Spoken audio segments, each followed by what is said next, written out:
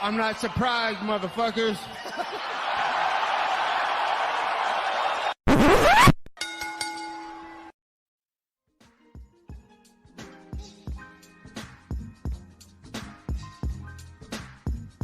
What is up, ladies and gentlemen? Welcome back to the Courtside Soundoff podcast. Once again, I'm Josh Evanoff. As always, welcome by the one and only man of the hour, too sweet to be sour. It is Angel Ortega. A lot of stuff to talk about this week, boys. Obviously, we got to recap UFC 294 and also preview the massive heavyweight boxing match between Tyson Fury and Francis Ngannou. As always, we're brought to you by two fantastic sponsors of the show, Rogue Energy and ELYXR. Rogue Energy keep me fueled up, keep me going throughout my day. And they can help you as well with code SOUNDOFF at checkout for 10% off. ELYXR.com, the exact opposite. They're going to get you really high with their Delta 8, 9, and 10 products. Delts, joints, they got it all. They got vapes. They got everything you could possibly want. And you can get it for 10% off with code SOUNDOFF at checkout at ELYXR.com. Rogue Energy and ELYXR. Again, code SOUNDOFF for 10% off. Well, Angel, that was a depressing one, huh? UFC 294 going down over the weekend, from, you know, Abu Dhabi. That's a hot arena. And the main event, Alexander Volkanovski. We were really hyped to see him step up this rematch, coming in here on 11 days notice. In the end, he gets washed inside the first round. I mean, he stuffed the takedown. He landed a couple low kicks, but Islam Makhachev was just one step ahead in the brief minutes that we saw, and he lands a head kick, gets the first round knockout win. And that's essentially it. That's it on the fight, dude. What do you think? I mean, admittedly, there's not a whole lot to say. It just felt like kind of depressing, honestly, to kind of have, after that first fight where it was so competitive, so close, to have him come in here on about 11 days notice and just get rocked. It just kind of sucked to see. No, yeah, I think I'm on the same page as you on that. I think a lot of the fight fan community, for the most part, kind of felt the same way. It just goes to show, man, you can't, come in on short notice and beat Islam Makhachev probably, unless you're that guy, you're that different. And Volk was trying to be that. And, there's been this little debate that sparked up, Josh, and I'm curious to hear your take on it, whether was it a good idea or was it a bad idea for Volk to take this fight? Obviously now, with the result, I mean, it's a little different, right? You could say it's bad for obvious reasons, but maybe you can find some good in it in other ways. Mm. Yeah, so here's kind of my thought process on it. Going into this fight, I picked Volkanovski, obviously, mainly for the hype, dude. I mean, we heard, people still heard us on the show. I mean, we were pretty fucking hyped up, We were just excited for the fight. But at the same time, going into it, everybody was like, he's got nothing to lose. And I was like, guys, he has so much to lose. Like, yes, he has that featherweight title, and he's going to have that until I think he wants to give it up. I mean, ELYXR could be an interesting challenge, but more than likely he'll just be like all the rest, But look, I mean, I think he lost a lot on Saturday night because the reality is it's going to be significantly harder for him to get a trilogy now with Islam Makhachev, and I don't think anybody's going to beat Islam for a while. I think Volkanovski is probably the best chance at it. I think with a full camp, we saw how close and competitive. Well, and even if you thought Islam won the first fight, I think there's no doubt that it was a close fight. It was very competitive, and Volkanovski tested him and he challenged him. I don't think he's going to have an easy time getting another fight with Volkanovski, which is the main issue. So, yeah, I think he shouldn't have taken this fight in hindsight. In hindsight, obviously, right? I mean, there were guys like Dustin that were ready to step up. And, a guy like Dustin, that was realistically the last time he could get a shot like that. Volkanovski could have easily gotten another shot. And now, who knows if he will. So, in that regard, I do think it was a bit of a mistake. What do you think about it? I think at the end of the day, man, you dare to be great. I think it was a good idea in the moment. I think maybe at the time he was like, look, I think I'm prepared. I think I can do it. Maybe he felt because of how the first fight went, he could come in and kind of try to replicate most of the same things. But, in the end, he couldn't do that. He had to come in with a longer fight camp, have the preparation, have the, and obviously we didn't get to see the full 5 rounds, how his conditioning was, what maybe those adjustments could have been, because Makhachev took care of their business, man, when he had a variety of punches he threw. He went mid, low, high once, and then down the middle, and in the end, the kick comes out, and that's the end of that. Kind of potentially, like you said, ending a potential trilogy. I guess maybe that's more or less the big issue, that he's kind of put himself in a situation where he more likely than not will not get this fight again, which is, I think, the loss, right? Mm-hmm. If he won, though, he would have been set up for an epic trilogy with Islam Makhachev at 155, and I mean that would have been a whole other storyline. I think that's kind of where the negative of this side was. That I think the good side was him trying to put himself, just him putting himself out there and going for it. And sadly, it ended up going, and obviously after the fact, we heard what he said and opened up about his battles with mental health and other stuff that was going on in his life, and him being very vulnerable in front of a lot of people. So kind of a very powerful moment there out of the former pound for pound. Yeah, exactly, and that's something that we got to give a lot of credit to, dude.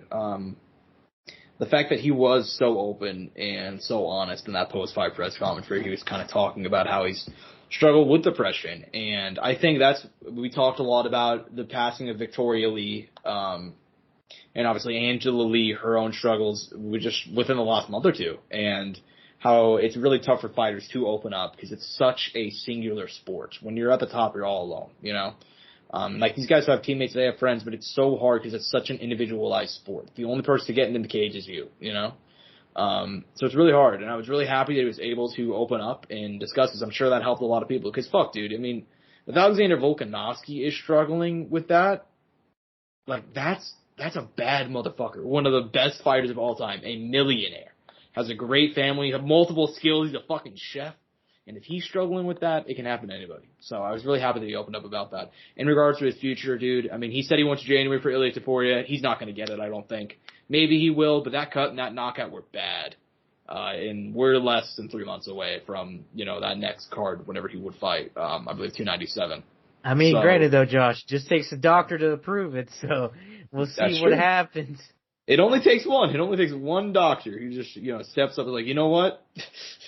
Volk, you're clear to go, bro. Like, not too bad. Yeah, you're all good.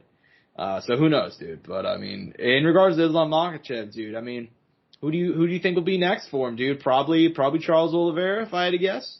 I would assume so. I think that's kind of the direction they should go. And also, there's history there. Once again, there's a storyline, and it's an easy sell, I think. And no matter what, if for some reason that ends up falling out, you have Justin Gaethje in the back ready to go. Mm-hmm. Yeah, and Justin Gaethje said that he needs a title shot. He's not going to. He says this after every single win for the last 3 or 4 years, but he said he's not going to fight again if he does not get a title shot. We'll see. Relatable. Yeah, I also will not fight if I. By the way, will he become the Joseph Benavidez of lightweight if he loses again in a title bout? You can make the argument for him or Poirier, but I think the Joe B situation was so weird because he was the number 2 guy in not 1 but 2 weight classes. It's tough. I think that's the big thing. It's going to be really, really hard for another guy to replicate that. Yeah, I mean, you're not wrong there, but you know what I mean, though. I mean, this would be Justin's 3rd attempt, man. Yeah. 3rd try. I mean, how many guys in the UFC, we're not including WEC and all that, who fought in the UFC and got to fight for the title 3 times to attempt to get it, not even had it. Yeah. Yeah. I mean, what other multi-fight challengers have there been? Faber, Uriah Faber did it 3 or 4 times, I want to say. Yeah, you're right. That's another one. But obviously he didn't win it. But at least he had the WEC title, so at least that for his legacy. And that was before the UFC even had so kind of it was all right. But yeah, I mean, Justin Gaethje is kind of like that for a new generation, I guess. A guy that just continually gets title shots and just comes up short. I don't think he's going to do very well against Islam Makhachev, but we will see. We will see. I do think we should move on, dude, because that co-main event, admittedly, is the fight I wanted to discuss more. Because we have a lot more finality. We know what's next. Khamzat Chimaev comes in here, gets a majority decision win over Kamaru Usman. Obviously, that first round was extremely dominant, nearly submitted the champ. Basically just dominated him every single facet of the fight. Next 2 rounds are more competitive. I think down round 3 was definitely Usman. Round 2 I thought was clearly Chimaev. In the end, he ends up picking up the win. And now he will also face Sean Strickland, presumably in 2024 for the middleweight title. He came in at number 9 in the rankings. Were you impressed by Khamzat Chimaev's middleweight debut? As we know the story, Kamaru stepping in on 2 weeks, very similar circumstance to Volkanovski, and he showed a lot, but just was not able to get the win. What do you think about Khamzat Chimaev up at 185? I mean, he looked great in that first round. Obviously, we found out after the fact there was potentially an issue with the hand/wrist, which could have led to why maybe he wasn't going for it more in those later rounds, maybe. But nevertheless, I think he looks pretty good still, right? I think there's still more to see. I think it'll be interesting. The matchup with Sean is there's a lot there once we get there, if when it does happen, or if it does happen at all, how it can go. And to talk a little bit about Kamaru, I thought Kamaru drew as well as he could for 12 days. I mean, you got to give credit where credit is due, man. I mean, he survived that first round, and I know, at the moment I was getting a little shit from you guys, but I'm like, it's the fact that he's still there, though. Yeah. I know he's not doing much. I know he's not getting out of it, but the fact that he's not getting subbed, he's not, in any massive danger was still pretty impressive to me. No surprises, though, from the former champ, right? But to come in on that time and do that, I mean, it's pretty impressive. Obviously, we found out after the fact, though, that Kamaru Usman was offered 5 rounds, Josh, and he said no. Afterwards, telling DC in the commentary post-fight that he fucked up and he should have done it. Granted, though, maybe, once again, the risk could have affected that fight. Maybe it wouldn't have. Who knows? But 5 rounds would have been definitely very interesting for these 2 guys. Yeah, exactly. And Khamzat Chimaev, again, the story being he doesn't have the gas. I mean, I thought he looked fine. I thought some people were saying he didn't get as badly gassed here as he has in, I thought the Burns fight maybe, and a couple of other ones he's had where it's kind of gone a little bit long. I guess really that's the only fight he's had if it's going long. You get my point.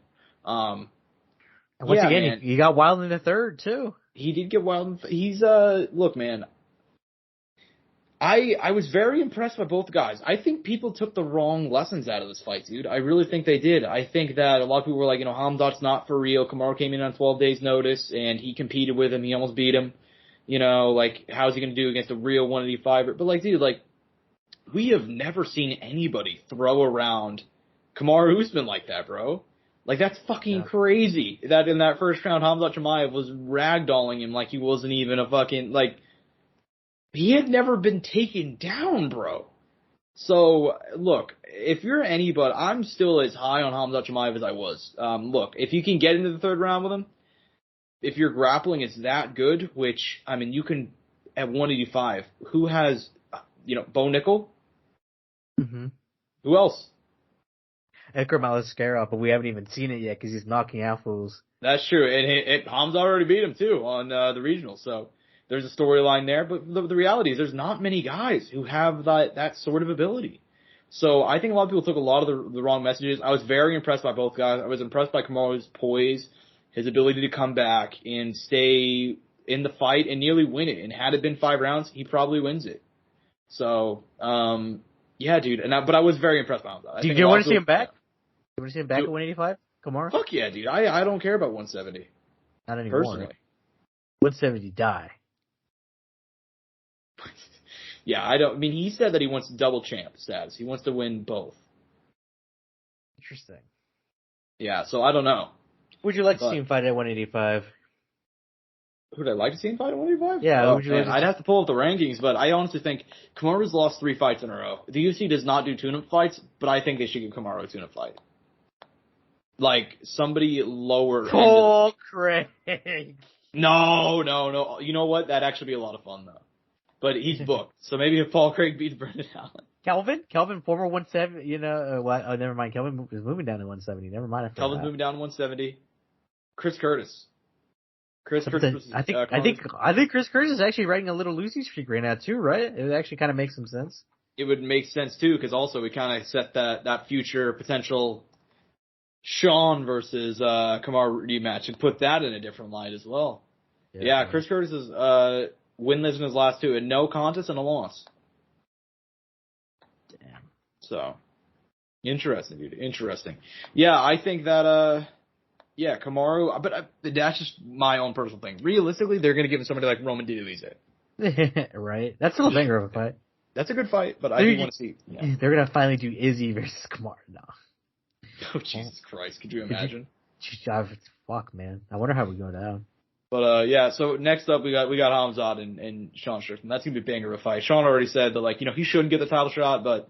How do we feel about that? I feel like we need to talk about that. We can't really look over that. At the same time, though, Josh, they are let's be honest, they're cucking Dricus. But outside of Dricus, who's your other options, you know? Yeah, the only person I got to be honest with you, I don't feel that bad about it. For the simple reason that who has Dricus beat besides Robert Whittaker? I understand. They said that was a title eliminator fight. I understand that. But the circumstances have changed. I can't remember. Like, a fight between Izzy and Dricus made a lot of sense because Izzy had beaten everybody. And Dricus, here's his resume. Robert Whittaker, Brunson, Darren Till, Brad Tavares, Trevin Giles, Marcus Perez. Every single guy, that's actually a crazy fucking stat. I didn't even think about that, dude. Everybody but Brad Tavares and fucking Whittaker aren't even in the UFC anymore, I believe. Wow. I believe Trevin Giles may still be in the UFC, but I know. Well, granted though, Brunson wasn't that long ago either. You know, that's not. No, I know, but still, that is a pretty crazy stat. Brad Tavares, Brunson, Robert Whittaker is a pretty good bit of fights there. But is it better than Hamzat Chimaev with Kamaru Usman, Kevin Holland, Gilbert Burns, Li Jingliang, and Gerald Meerschaert? Granted though, that's all at 170 for the most part. Not all, but still. Yeah, you know, but Kevin Holland was 185, Meerschaert, and Usman 185. No, I mean I'm trying to play devil's advocate. You know, there's. Yeah, no, I get it. I don't feel that bad. Because the reason why. Okay, well, outside of Dricus and Chimaev, to continue a little bit, I kind of want to make it good. I paint a picture here for everybody. Who would be your other, person? If you keep going down. Nobody. I mean, can you think of anybody? I mean, I'd have to pull up Cannonier, but Cannonier's hurt right now, so. Yeah, but even then, the Cannonier fight isn't. Exactly. Doesn't I don't even think it makes a crazy amount of sense. I mean, and granted, Izzy is still in the conversation somewhere there, but we know he's going to be out for a while. Or not out for a while, but he's going to be taking time off, so who knows who he'll come back and fight against, too. I mean, we know it's not going to be who knows, maybe immediately for the title, but we'll have to see. I mean, I think no matter what, he'll do one and then the title, right? That's probably what it'll be. Yeah.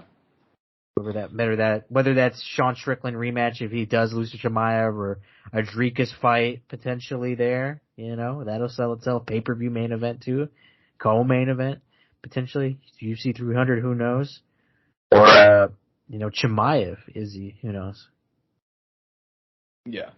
Well, look, I mean, they're not going to they're going to give that shot to Chimaev. I think realistically, you can make a good case for either him or Dricus. They're kind of cucking Dricus because they told him they were going to do it to begin with. And that's kind of fucked up. So I do feel legitimate. I feel like no. I think Dricus would have fought for the title if Sean didn't win. So I think if anything, he's mad at Izzy for Izzy losing to Sean. So. Because to be honest, that's probably what would have happened, right? They had it lined up. Funny enough, they had Izzy's next fight lined up right afterwards if he would have beat Sean. You're not wrong. Yeah, you're not wrong, dude. But yeah, I mean, anyway, I do think we should move on a little bit because we got to talk about tragedy. Dude, yeah, what the fuck, dude? In Abu Dhabi, what the fuck were they doing? The commission and the doctors were dude. The fucking heat went to their brains over there, bro. That's crazy. Because fucking Magomed Ankalaev, Johnny Walker fighting to a no contest because poor Johnny Walker. They asked him where he was after getting hit with an illegal knee. He said in the desert. Turns out that was not the correct answer. I felt bad, bro. I would have said the same exact thing because he is correct. Well, I remember technically, I think even if you gave the answer of Abu Dhabi, that would have been incorrect either. That would have been incorrect as well, right? Yeah, because technically, he asked, what country are you in? And, it's the UAE. Yeah. Because he could have said Abu Dhabi. He technically would have been wrong. So. And I would have said Abu Dhabi in the moment. Dude, who the fuck? He's in a cage fight, and you're asking a guy who's Geography. Brazilian, who doesn't know English. You're asking him what country he's in. I mean, he knows English, but not. It's it's not his first language, not super well. All right. Yeah, you know what I'm saying. He doesn't need Fabiano all the time. Yeah. Yeah, man. It By is. the way, random little bit here. Renato Moicano did a tier list on Brazilians English tier list. Really good video. Oh, I gotta watch that. Yeah, I do recommend. It was really funny. He had people who don't It was funny because the tier list obviously was kind of memey, absolutely no translator. I can't even understand you, and I speak Portuguese was one of the categories. They were all pretty funny. I recommend you watch it. Moicano's good. Yeah, Moicano is a legitimately funny guy. But yeah, I mean, this was just a fucked up thing. I mean, the doctors out there, dude, there's always been some sort of controversy all the time in Abu Dhabi. I mean, obviously I remember the time that Habib weighed in, and people were he didn't make weight, because the scale was still shaking, they called him on weight, I know. Muhammad Makhachev, I hate it. Yeah, as I said, they said that too. Yeah. Yeah, because if you watch him literally weighing in, he's despondent. He looks like he's upset, and he's about to really upset, and they're like, "Yep, you're on weight." And he's like, "Fuck yeah!" Just he's as shocked as anybody else. So yeah, I mean, they've just done crazy. But what do you think about this situation? What do you think is going to happen? Do you think they'll rebook this one? Yeah, they'll rebook it pretty quick. Fuck, man.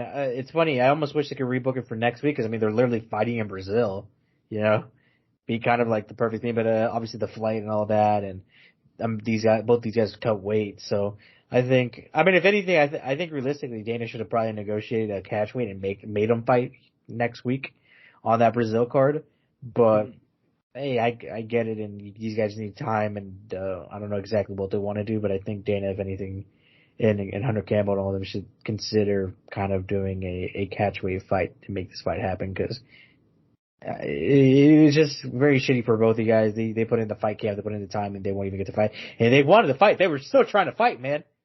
Yeah, it's not these guys did nothing wrong. Normally there's some situation, but even then, Ankalaev landing the knee, it's it happens, dude. It's not that big of a deal. He didn't even land the knee very clean or anything like that. It wasn't a huge shot. He was completely fine. So, and they were both ready to go. So, fucking his entire career, Magomed Ankalaev, dude. I had so much hope, and his last two fights have just been fucking through no fault of his own. Have just been the fucking disastrous. Shit. Exactly, dude. Just a complete fucking disaster. So, just sad.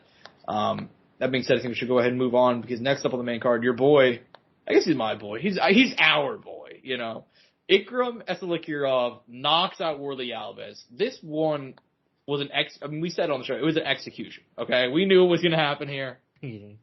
We fucking knew from the second this fight was announced. We knew it was up. And Warley Alves, he's got a dog in him. He's a tough guy, but this was never going to go his way. Suffers a knockout loss 2 minutes in. What do you think, man? I mean, look, I'm disappointed because he was supposed to fight Nasruddin Imavov originally, and I thought this would be a great matchup. Test him really quick in the division, putting him in there against a good kid, and we ended up getting this. Which, I mean, look, sick highlight for him, just not what I wanted. I was very excited to see him fight a ranked opponent, and I hope his next fight is against a ranked opponent, because you can tell this kid has skills, and obviously, they want to push him for obvious reasons. Mm-hmm. Yeah, those obvious reasons being that he's, has the history with Hamzat. He's very entertaining. He's a 4-time world Sambo champion. I mean, I'm very excited for his future. This is a squash match, basically, and I want to see him actually face some good guys. I mean, Phil Hall's a tough dude, so there's no shame in that fight. I like that booking. And obviously this fight, too, was a short notice one. Because he was supposed to face Imavov, like you said. Let's rebook that Imavov fight, bro. Let's fucking go. Let's see how good this kid really is. And I say kid, he's 30. This is a 30-year-old man. Sometimes I forget how old he actually is. But yeah, I feel like Dana, just calling everybody kid. But let's see how that kid does. But opening up the main card, dude, we got Saeed Nurmagomedov. We know the story here. High hopes, only loss. Let me rephrase. He has 2 losses in his UFC career. Coming off a loss to Jonathan Martinez, which stopped a 4-fight winning streak. Taking on Moyen Gofavov. This one wasn't even close. I guess a submission win. in the first minute of the fight. What do you think, man? Quick, man. I mean, it was a little disappointing because, I mean, and obviously we didn't know everything was going to go pretty bad after that, right? But we got a few delays, 2 first round finishes. It was cool and all, but it was just kind of like, damn, we're kind of flying through this now. We know this shit's going to get delayed. Mm-hmm. I mean, it was a good, did you already, I can't remember if he already bounced back after that, his Jonathan Martinez fight. Yeah, I mean, there's a good bounce back after having a decision loss that I know some people will argue for Saeed. Because he's still young, 31, has a fair bit of time in his bantamweight division. Obviously that last name carries a lot, so I think he deserves to be in those big ranked fights, and hopefully they give him a ranked opponent next. For sure, man. And I mean, he has a lot of potential. This is a very dominant win. Both of these main card fights, dude. We started off hot, bro. Then we iced out, bro. We fucking shot. We went 0 for 5, bro, from 3. Iced out, dude. It was fucking. That main event was so sad. Walker, Ankalaev, just the shit. But I mean, in regards to the prelims, though, there were a couple of big fights. A lot of fuck ups there too. But what fights you most want to talk about, man? I mean, we talked about it earlier, man. We can't skip it over. Mohamed Makhachev, Tim Elliott. Mohamed Makhachev announces himself to the 125 division. I am here. I can finish ranked opponents, and he gets one over the veteran in Tim Elliott. Exciting third round, man. What an end. That transition against the cage to the ground and then ending it with the choke was just, I mean, that was sick. I had never seen anything like it. I was super excited. I remember me and my boy were there we were like, oh shit. We were kind of like out of it, those first few rounds. Yeah. And, Mokai was down on the cards too. We didn't even mention that. He was down on the scorecards. And, he ends up getting to finish to get it done, man. I mean, good for him. Young, new blood in this division, exciting. And people been wanting more out of him. I mean, I knew he had it in him. He just needed to get it done for those, and he did it. He's gotten that one, and he needs to get another one. I mean, he needs to continue this trend here, and he still has to grow, needs to improve and get better. I think obviously, right, he's still very young in his professional career. Obviously, the long AMI career, but I mean, at the moment, to be honest, I don't know how good AMI to pro MMA translates, and I know the rules are different, and I think they're even different when you're younger. I mean, I'm not going to get into all of that right now, but regardless, I mean, he's one of my favorite young talents, and I knew about him before he came to the UFC, and I've been very high on him, and it's very exciting to see a guy you noticed perform and kind of come to the lights and shine bright. Especially he was on a pay-per-view again. Obviously, he wasn't on the pay-per-view. He wasn't on the main card, but he got to be on the pay-per-view event itself, which is obviously an honor. And he also said he wants to fight in the U.S. too. He said obviously he fought in England twice. He fought in Abu Dhabi. He said he's ready to fight in Vegas, I think, or something like that. He just wants to fight in the U.S. He's ready for the U.S. market, is what he said. For sure, dude. And look, he is the future, and he's a guy I think like flyweight. He might be the first real legitimate flyweight star. I mean, I guess you could argue Mighty Mouse, but outside of hardcores, I mean, right? Yeah. So I mean, Brandon Moreno had it there for a while. Let's be honest with ourselves. That's true. That's true. Definitely, the Mexican market and all that. He reignited that division with the help of Davison. I think Davison helped Brandon a lot, and obviously Davison to an extent, but I think it was Brandon who obviously got to shine out of that because he ended up getting the nod in the quadrilogy and all that. But yeah, you're not wrong. I mean, Mohamed Makhachev here, he has a lot of marketability, a lot of potential here. So hopefully we can see him soon again. He's down to fight, man. He's DTF. You gotta give him credit. Yeah, hey, he is. He's DTF, and this is a huge win. And Tim Elliott's a bad motherfucker, bro. Who do you think he should fight next? My favorite question to ask. I mean, he's number 10 now. A lot of the guys in front of him are booked.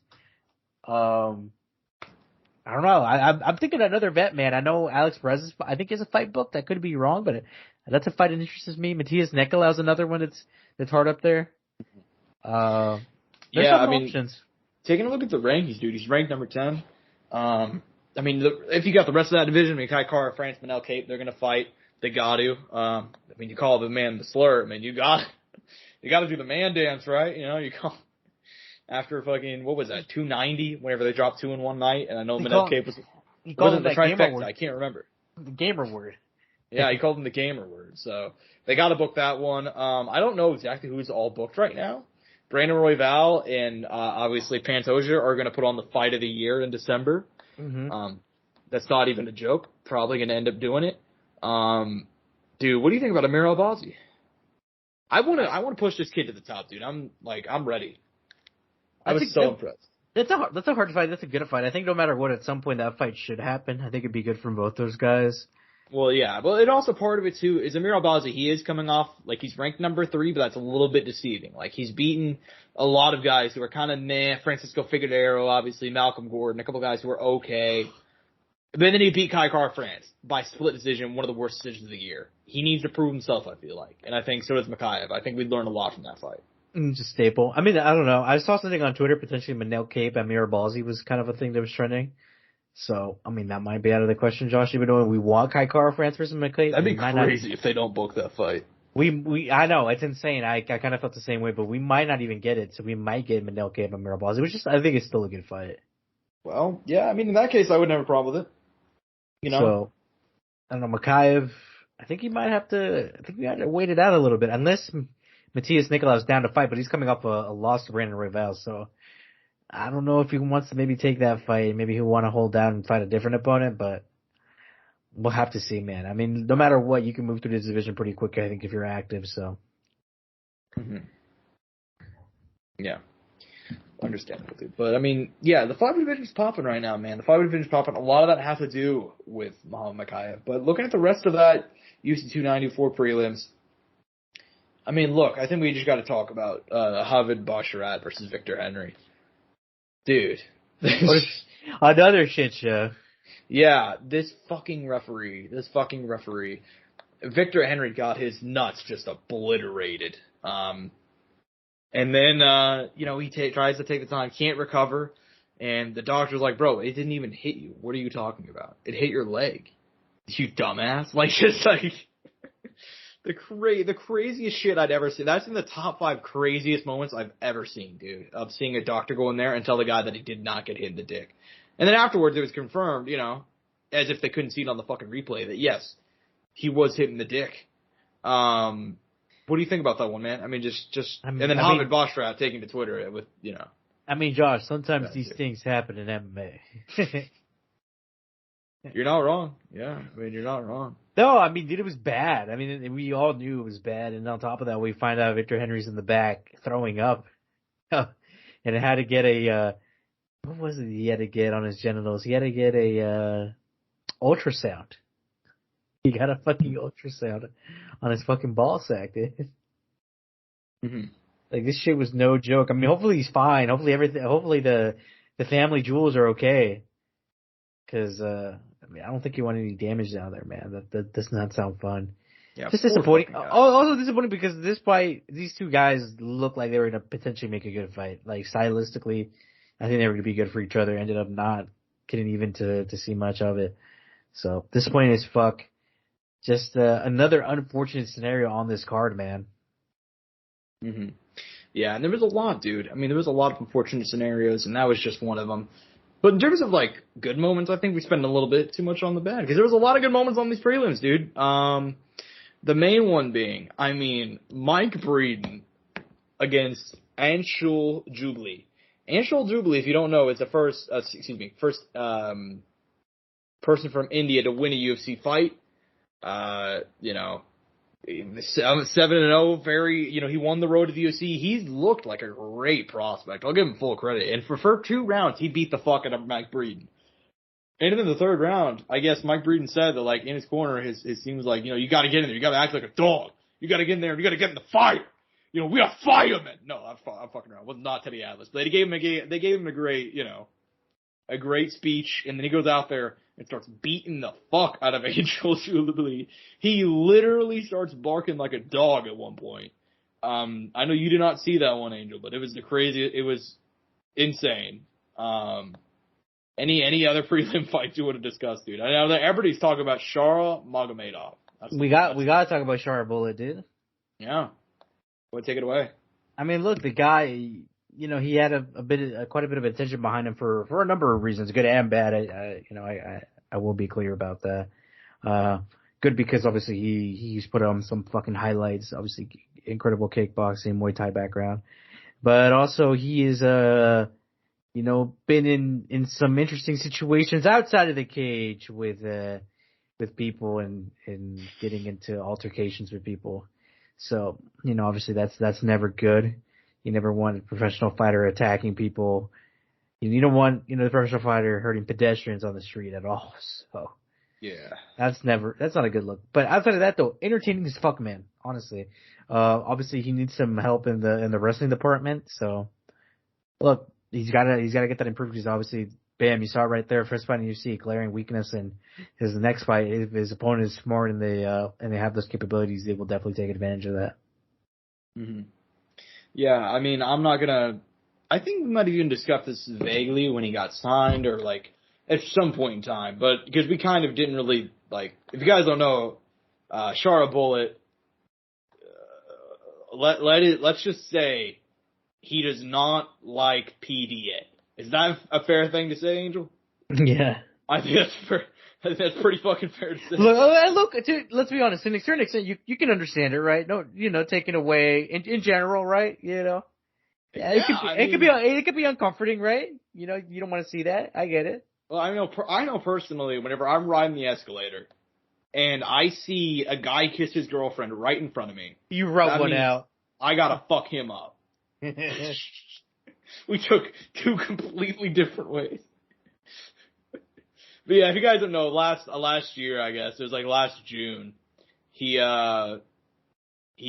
assaulted some guy in public after seeing the guy kiss his girlfriend. And then he waited for him where he sucker punched him, eventually knocked him out, and then stomped on his head. And that's not including the other stuff, like how he tried to fight an opponent after he lost a jiu-jitsu match earlier this year. So this guy's a real piece of work. But, I will say, in terms of fighting, he's very fun to watch. So that's really all that matters in regards to the UFC. Right. It's not, what the fuck do they care about my opinion, yeah, dude, come on, dude. They're not the NFL. They're not the NBA. They don't give a fuck about that other shit. Yeah, exactly. I mean, they don't give a fuck. So, because it's not like this just happened. So if some people are like, oh, why are you bringing up old information? This happened a year and a half ago. So it wasn't that long ago. So, if it were 2 or 3 years ago, because he's a young guy too, I'd probably give him a pass. But he's 29. It kind of just happened too, Yeah. So I don't know, but regardless, I hope he gets his shit together, because that's a crazy fucking thing to do. But anyways, man, Jinyu Fry suffered a loss. By the way, one thing we forgot to mention, 3 guys fought with staff. That was a fucking trip, dude. Victoria Dudakova was somebody who fought with staff, and she said at the post-fight press conference that she had staff on her ass, which popped, and so she had a bloody ass throughout the fight. That's what she said. Same. That she gave that information unsolicited. Mike Breeden also fought with staff. So apparently they were doing fucking... Dude, and it's crazy because Mike Breeden had staff on his cock, so... That's true, yeah. They were doing written medical exams over there. Fucking, are you okay? Yes. That was it, Fucking crazy, dude. But anyways, what do you think about this card? Any closing thoughts before we go ahead and move on to a massive fight going down this weekend? Should we rate it, Josh? I think it's a 7. I agree. I gotta put it around a 7. Yeah, a 7 I think is a fair score. Maybe 7.5. Mm-hmm. Maybe. Yeah. But even then, that's pushing it. I think, a 7. Overall, a 7. I agree. Overall, 7. I might give it a 7.3 because I really like those prelim. No, I'm fucking around. But yeah, it was a nice card. Look, it was not as good as I wanted it to be. Josh is giving fucking Dave Portnoy scores out here when he's fucking reviewing pizza, dude. Oh man, that's a 7.8, man. That's a 7.8. Yeah. That's an 8.2, man. That's a great score, man. Yeah, you know what? I think that's what I'm gonna start doing. Fuck it. Who cares? Anyways, man, I think we should go ahead and move on because Angel, it's going down. We are in fight week. Tyson Fury versus Francis Ngannou is going down this Saturday night from the Boulevard Hall in Riyadh, Saudi Arabia. The British Boxing Control will be the host commissioner for the event. It is going to be 10 rounds for the lineal heavyweight championship. The WBC title is obviously on the line, but that's not. Lineal is technically always on the line. That's the way that lineal titles work. If you guys aren't aware, if I just said that word without you not knowing how that means. That's stupid. I'm just trying. I know that like we have an MMA. You know, we're heavily an MMA channel, so you know I just try and help people. The lineal title is just dating back to the first champion, just whoever it's Tyson Fury essentially. He's going to be put on the line against Francis Ngannou, dude. We know the story here. Francis Ngannou, the Predator, 17-3 from his days in MMA. However, he's not in MMA. He's stepping into the boxing ring for the very first time. One of the hardest hitting men on planet Earth will look to be the one to finally ice the Gypsy King Tyson Fury. 33-0-1, the one being Deontay Wilder. Outside of that, he is entirely flawless. And if he was able to take those punches from Deontay Wilder, one has to, figure how the fuck is Ngannou going to get him out of there. Well, he's been working with Mike Tyson for this one. Tyson Fury's going to enter a minus 2,000 favorite for this fight. Angel, dude, what do you think, man? Give me your excitement level, because admittedly, it's more about the show than the fight itself, right? I think it's like a solid 8.5, pushing a 9. I am pretty excited about this because it's just the possibility, man, is what you got to think about. That's why you're there. You're putting yourself on that edge. Of it potentially happen. Look, he's in a tough spot. He has a tall task ahead of him. And for the most part, I just want to see Francis make a good account of himself and complete his dream of boxing, because I'll never forget when he was on that Joe Rogan podcast when he was talking about him immigrating to Spain to France, and kind of how his whole dream was to become a boxer. He wanted to box. That was his original plan. He never intended to do any of this MMA shit. It kind of just like worked out like that. And now, hopefully, he gets to live his version of his dream. That dream that young migrant guy had when he crossed that sea. I think that's what I really care about, because I think that will be a full circle moment for him to secure that bag and obviously he's already changed his family's life forever with the kind of wealth he's built, and obviously continue to grow that wealth and create hopefully generational wealth with the money he gets, and maybe develop some sort of business and stuff, and obviously the stuff that he's doing with the PFL, because he's doing a lot for the sport, man. People don't realize that. People are shitting on him and saying he fumbled the bag, but I will always say this: Francis was not selfish. Francis was actually selfless, because he was actually trying to make the sport better. Mm-hmm. Yeah, I mean, look, dude, I think that I'm very excited. I'd have to put this one around an 8, I'm very excited for it. Just to see Ngannou get his payday. And also, look, you can talk about Saudi Arabia. Sure, they kill journalists. Sure, they stone people to death, like it's the 18. They might kill people for witchcraft still, okay? Relatable. But I will say, goddamn, they're going to put on an insane show. They have no problem throwing money at shit. And have you seen the setup for this? No, it just looks sick. I mean, I'll be honest, the promo and all that has been really cool, real nice. The posters, I've been a big fan of all of that. So here's the thing, right? They're going to go ahead and I guess they built an outdoor venue for the prelim fights. Nice. And they're going to have the main event in this special venue that only the main event will take place in, and they have not shown it yet. Oh, so apparently they're going all out for this shit. They're really gonna. They're also flying in a bunch of celebrities to watch the fight. I don't know why. They think that having Floyd Mayweather there would mean anything to me personally, or anybody. But that's what they're doing. They're flying a couple celebrities. Obviously Mike Tyson is being paid by them to train Ngannou. So yeah, dude. It's gonna be crazy. But look, dude, it's time to preview the fight. I mean, it's 10 rounds. This is not an exhibition. I see a lot of people saying that, is it a real fight? Is it not a real fight? They've been very upfront the entire time that this is sanctioned by the British Boxing Board Commission. No, it is not on BoxRec, because I don't know why. They said that it's not a real fight and that it's unsanctioned.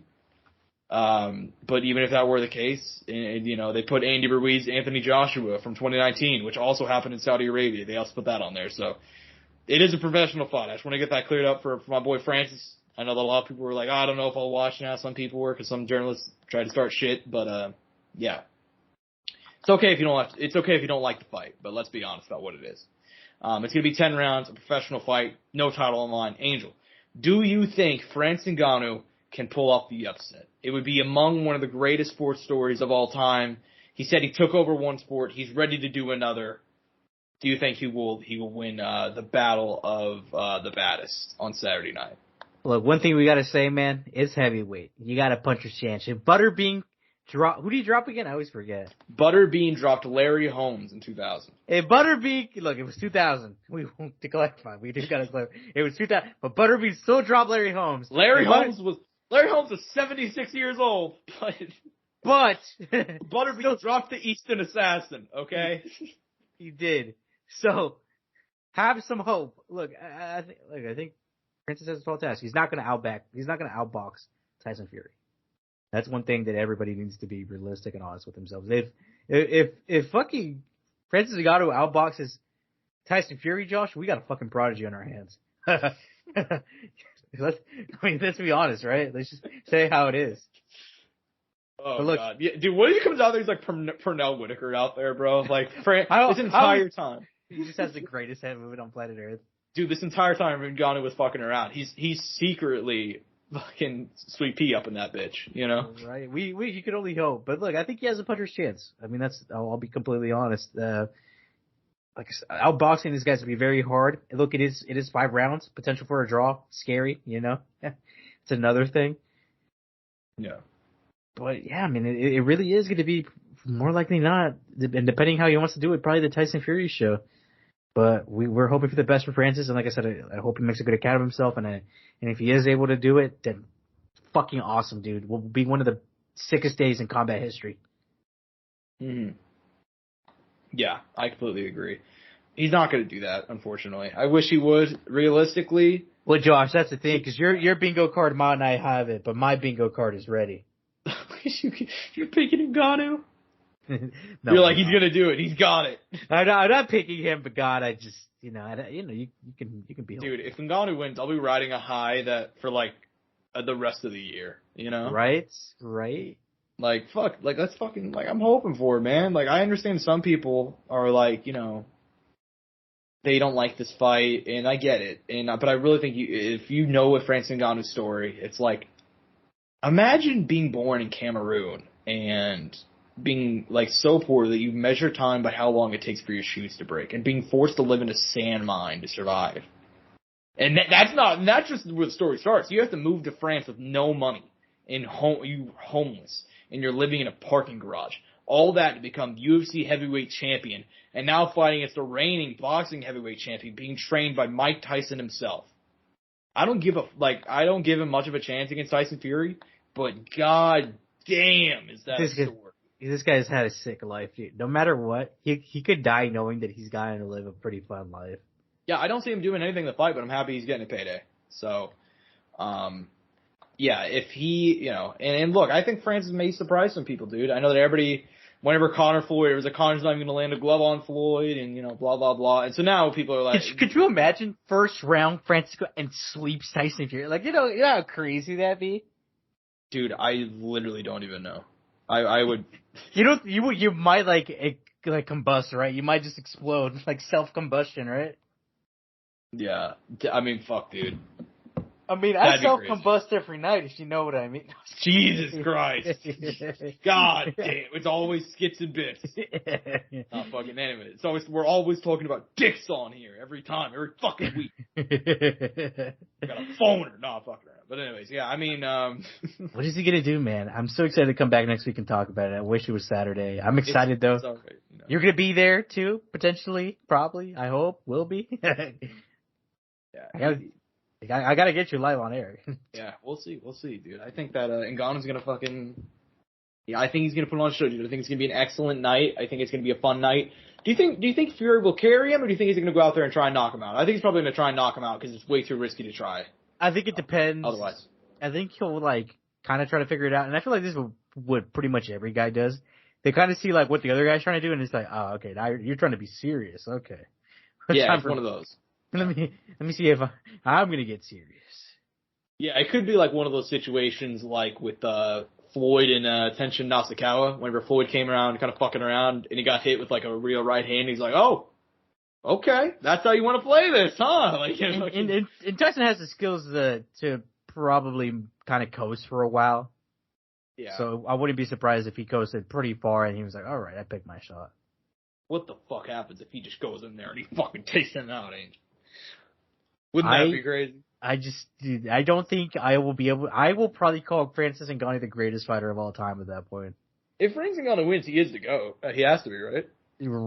Dude, right up. I mean, he is the heavyweight champion of the world in my eyes, dude. I don't give a fuck if there's a title or not. Like, he beat the guy. Don't worry, we're gonna talk about. I mean, fuck, dude. The whole point. This is the first time in combat sports history when the UFC's lineal heavyweight champion will face boxing's. You know what I mean? And now it's not even like there's really any question on who the best heavyweight on the planet is in MMA. That's actually a pretty crazy moment, right? Like, if you're not wrong, like, that in and of itself is wild. Because this is the best person at this weight class in MMA and the best person in boxing at their weight class competing together. I mean, has there ever been another time where two guys from the same weight class conveniently in MMA or anything like that cross paths like this before? Like, this has to be like first ever to this magnitude, right?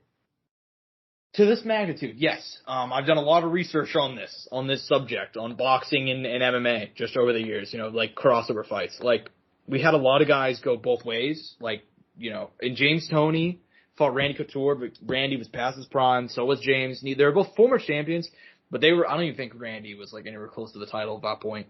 And neither was James. He'd been out of contention for like 2 or 3 years. Conor and Floyd. Conor was the double champ, or he wasn't the double champ. He was the lightweight champ. Floyd had been retired to that point for a couple of years. Even then, whenever Floyd was fighting, he had like retired. He fought Berto and he fought a couple other guys. Yeah. So it wasn't like people even knew his true skill level. These guys are fighting each other at their best. They're fighting each other in their primes. They are both champions. Like, no excuses. It's the first time in combat sports history when that'll happen. So I get why people, if they're not interested, I get it. At the same time, this is the highest level. This is literally the highest level of storyline, dude, of what this can possibly be. And if Francis Ngannou wins, does he fight Alexander Usyk? Dude, that's a whole other conversation in of itself, right? We don't want to psych ourselves out, but it is kind of wild that Tyson, when he does get stuff done, or if he does get stuff done, he's gonna turn around and fight in December against Usyk. Mm-hmm. Which, dude, he might get fucking Stipe, bro. You know what I mean? What do you mean? You remember fucking Stipe fought Francis and like turned around and had a pretty quick turnaround and fought DC, and DC knocked the fuck out of Stipe? Yeah, that was more like that was like from like February to July though. This is like October to December, so it's even worse. That's what I'm saying. So yeah, dude, it could happen. That's why I think he may not coast though. I know everybody's like, he may coast, but at the same time, it's like he's like, shit, I gotta get this motherfucker out of here. I gotta be ready in 2 months. Exactly. If he gets hit, if he takes a big cut, that's GG. If he gets damaged, it's kind of GG. Who knows? I think realistically, here's how the fight's gonna go.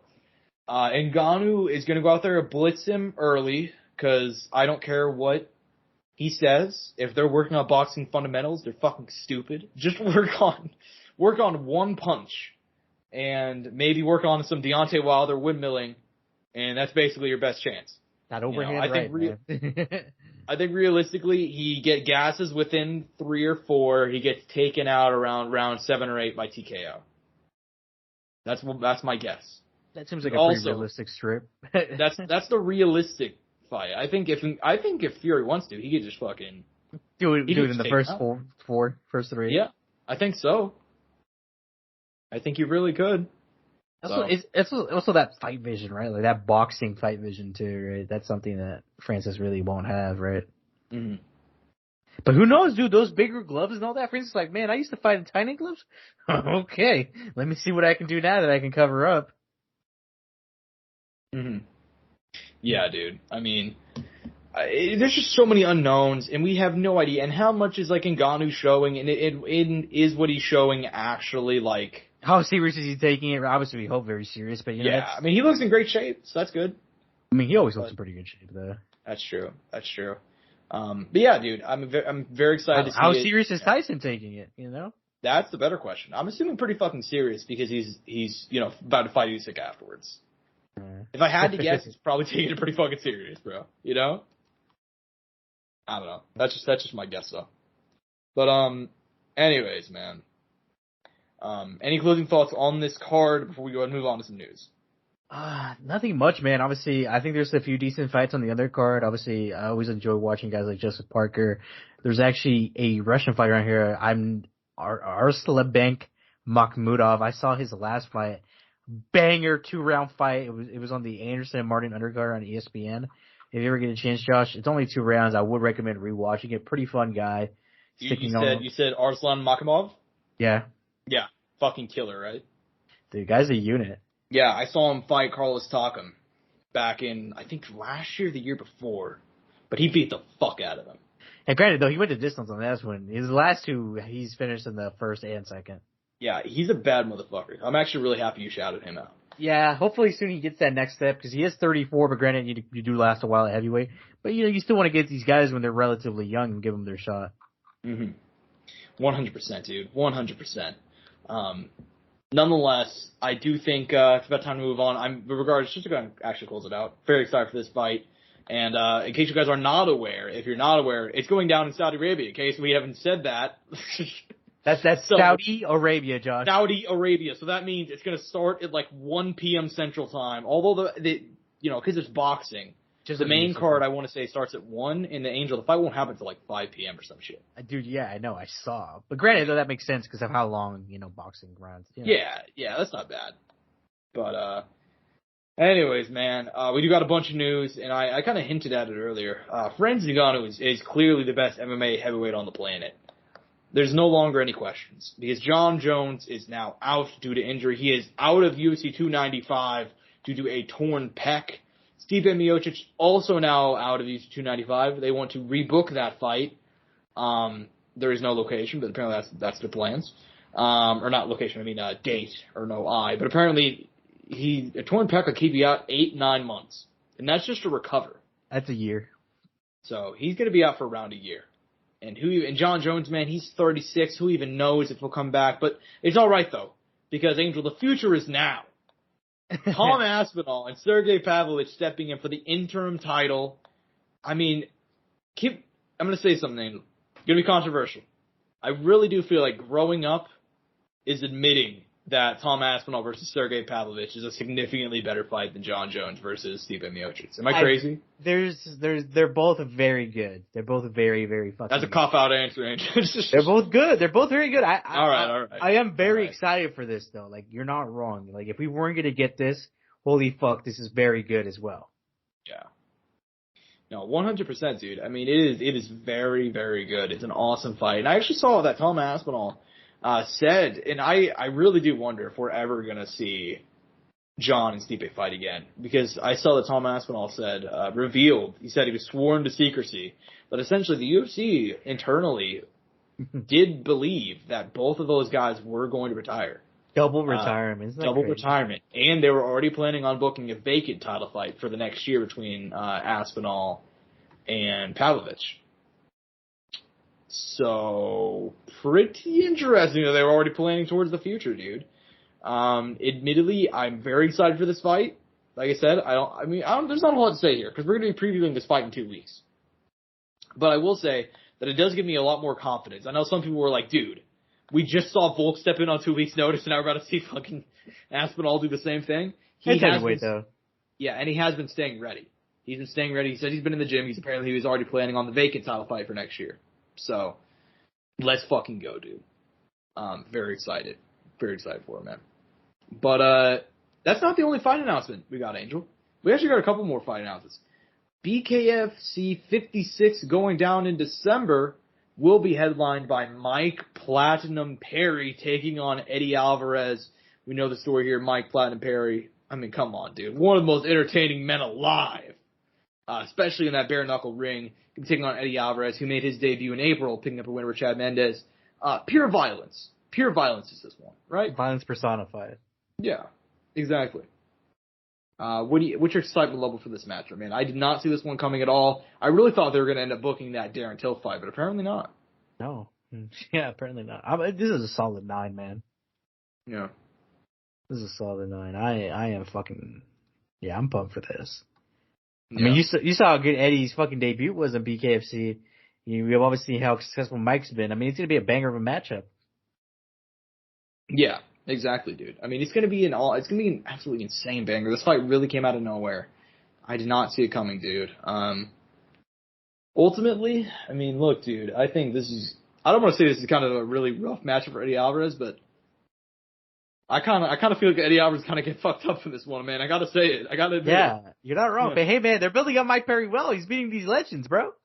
You're not wrong. Yeah, I mean, definitely a lot of big fights for him, man. A lot of big fights. Rockhold, Alvarez, maybe who knows who could be next? Could be anybody next. Pettis. Oh god. Well, they just booked Pettis against Benson Henderson. The trilogy. In karate combat, though. I know, dude. Fucking Benson Henderson. I really thought he was gonna be one that stayed retired. I don't know why. He just seemed like one of those guys, and then instantly, he's like, fuck you. One more. The money must have been good.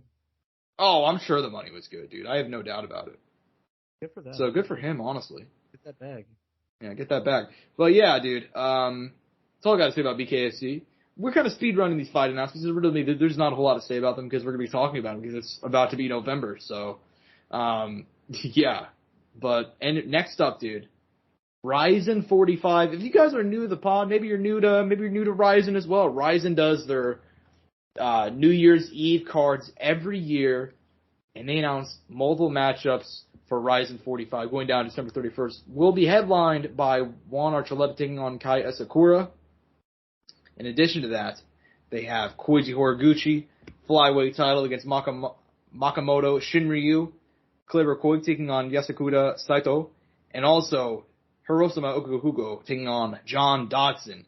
All bangers, dude. Ryzen, they've slowly, in a world of uncertainty in MMA, Ryzen refuses to die, and they keep on putting on low-key banger fights, man. What do you think about a couple of these fight announcements? Oh, man, I'm excited. Ryzen always puts on a fun show, and they got some fucking good matchups in there, man. Yeah. For sure, dude. Juan Archuleta really, really bringing it back, man. Really love to see him having some success, But yeah, he was having it rough there for a bit, wasn't he? Yeah, well, and also just in Ryzen, too. I didn't expect him to do as well there as he has. He really likes fighting for the promotion, or fighting under the promotion. Yeah, I mean, shit, dude, he hasn't even really paid any attention to Bellator. Although Bellator, I mean, who even knows what's going on there, so. I mean, Bellator might not exist anymore, dude. Yeah, who fucking knows? I mean, we didn't talk about it whenever they officially announced it, but Showtime dropping MMA and boxing at the same time. And that PFL deal has not gone through yet. Yep. Gonna be interesting. Well, they got one more show. They got one more show, right? This is the 301 or whatever. 301, I believe, is happening under Viacom. Which will be their last. That's the end. That's the end. So, we'll see. We'll see, dude. Speaking of Bellator, I'm actually glad you brought them up. Because Dylan Dennis, coming off a loss to Logan Paul, Dylan Dennis is now a free agent, Angel. He said he wants to go to the UFC. He also talked about potentially a rematch with Logan. Do you have any interest in seeing Dylan Dennis fight anybody ever again?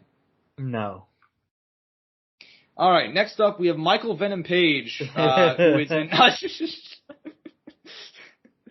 Michael Venom Page is in talks with the UFC.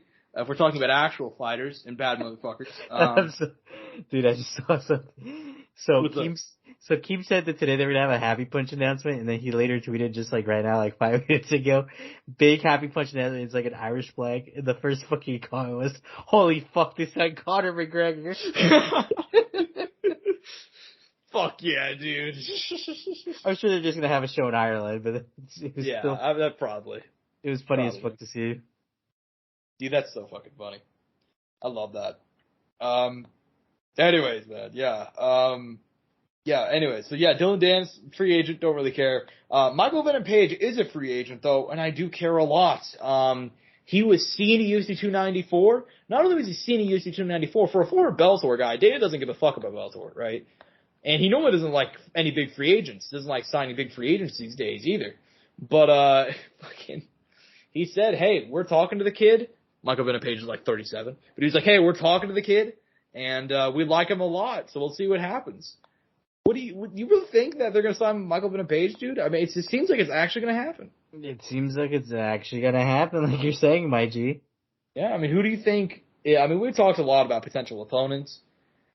But who do you want to see him fight? And if you had to guess, where do you think he's going to debut? I could see him coming in. Honestly, I could see him coming in at UFC 300 or something like that. Yeah, no, I'm on Simbo, but there's only one guy I want to see him fight, Josh. Who is that? Wonder Boy! Wonder Boy! You're singing that Wonder Boy by Tenacious D, which is the most un-Wonder Boy song, by the way, if you guys. Yeah, very, very un-Stephen Thompson. Anyways, yeah, I mean, that's the fight I want to see, too. Who even knows? But he's fighting Shavkat, so he's currently booked. But maybe in the future. I don't know, dude. I think Michael Venom Page, they gotta sign him, dude. For what they're doing at this point in time, and in this viral age of social media and all that shit, like, dude, MVP is a human highlight reel. And he even put up a post that was pretty cool. It was like, wanted, you know, and it was like a custom graphic or whatever of like himself, and it's like in GTA, and it's like UFC put a bounty on you, PFL put a bounty on you, BKFC put a bounty on you. It's something like really cool. I'm like, yeah, let's go, Michael Venom Page, dude. Like, let's go. Very excited to see where he goes. Hopefully it's the UFC. I don't want to see him in PFL. I don't care about bare knuckle. Let's go straight to the top, dude. I want to see the best fight the best. And I think MVP, even with that loss to Sterling and a couple of his other ones, he still is one of the best on the planet. Dude, Leon Edwards MVP could be a fucking banger of a matchup too. Oh God, don't even say that. Oh God, you think about that. Dude, you're rock hard with emotion. Right? Off the bat. Yeah, exactly, dude. But yeah, I'm excited to see MVP. Hopefully he signs the UFC. I'm sure he'll sign right after we get off air here, because that's just the way it works sometimes. Probably gonna look, yeah. Yeah. But last news of the day, this is a funny one.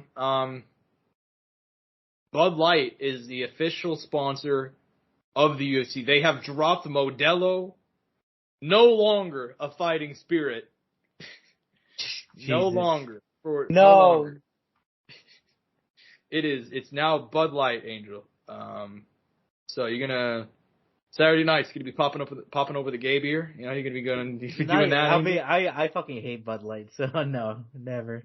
Yeah, I gotta be honest with you. I'm seeing a lot of people that are like angry about this, and it's like, guys, if you ever drank Bud Light to begin with, you were the problem. Yeah. I had Bud Light one of the first times I ever drank. I'm like, this is fucking terrible. Like, why the fuck, dude? Why would you ever put this in your body? Yeah, for real. So if you're one of those people that was like drinking it and then you were like, oh, they partnered with a fucking. By the way, trans person. It's like, nah, man. Like, who cares? You know. Real quick, you talked about they're gonna have a bunch of like famous people at the fucking Francis fight. Apparently, they already confirmed Cristiano Ronaldo will be in attendance for the Tyson Fury fight versus Francis Saturday night. Oh, Ronaldo's gonna be there. That's as high profile you can fucking get it. You know? To be fair, aren't they paying him like $1 billion or something? I mean, I don't know how much Alan Sears is paying him, but I'm sure he's getting paid very, very well. No, there's no way they're paying him $1 billion, but I'm sure he's getting paid pretty well. Yeah. I was just gonna say, for how much they're paying him, I think they could tell him, hey, go ahead and pop on over to fucking. I mean, head out to Riyadh. Go ahead and hang out for a night, you know? Shit, maybe. Yeah, maybe. I don't know, man. Yeah, that's basically all we got, dude. It's a bit of a light week. There is no UFC. There is no Bellator. There is no PFL. There is no Ryzen. There is no King of the Cage may be having an event. Who knows, you know? But yeah. Any closing thoughts, man, before we go ahead and head out? Fuck, man, I'm just excited to come back next week, have a card to talk about. I want to say recap the boxing event. Maybe some historic shit happens. So I appreciate everybody. Appreciate all the viewers as always. Appreciate all the love on all the comments and everything, and I say the continued support by the community. Mm-hmm. Yeah, exactly. And we appreciate all your guys' support all the time, man. I mean, 1,250 with 1,250 subscribers is the count as of today. So appreciate all you guys. Let's hit 1,300 by the end of November. That's a fun little goal. And we hit 500,000 views this month as well, so appreciate that. Hope you guys enjoy the fights. Hopefully we're back here on next Friday night talking about how Francis Ngannou shocked the world. But if not, that'll be all right. Hope you guys enjoyed the show. Peace and bud grease. Mouse click.